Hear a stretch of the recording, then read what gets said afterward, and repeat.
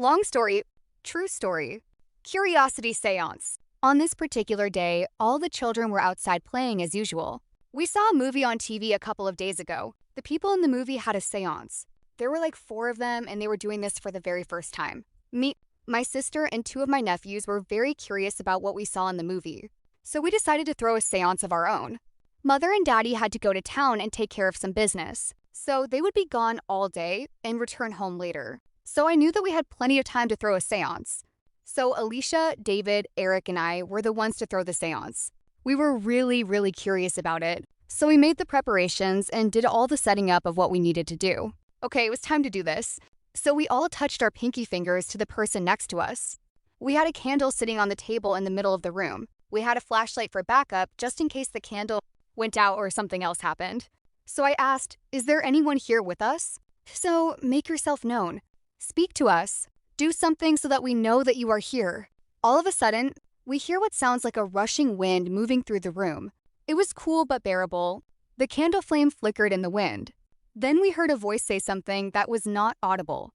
We started to feel a little nervous and uncomfortable. More and more began to happen.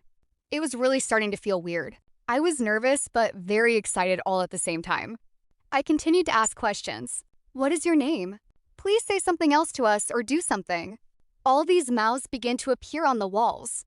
They were shouting stuff and some were wailing really loud. Then all these eyeballs appeared on the walls also. They were watching us and were of all sizes. Now, we are really spooked. The flame on the candle grew taller and flickered more and faster. It was exciting and very scary. We were happy because it was actually working. These things that are going on are all happening at the same time and consecutively. The room became heavy and it felt as though it was closing in on us. The room felt really thick, as though it was filled with chocolate pudding or something. We heard all these hearts beating, and they were beating loud. There were so many things going on in that room. My sister and nephews were ready to get up out of there. "Nitrogen monoxide," I said.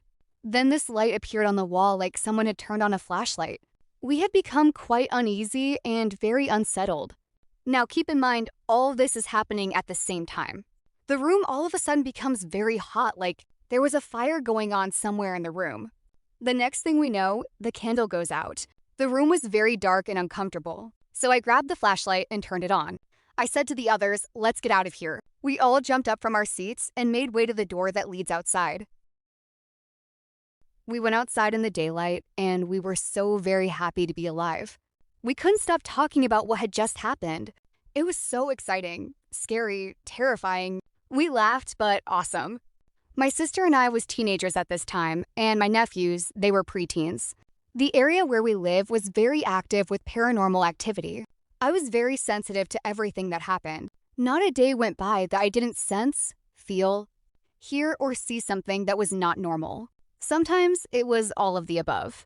My mom called me special, but I called me blessed. The end.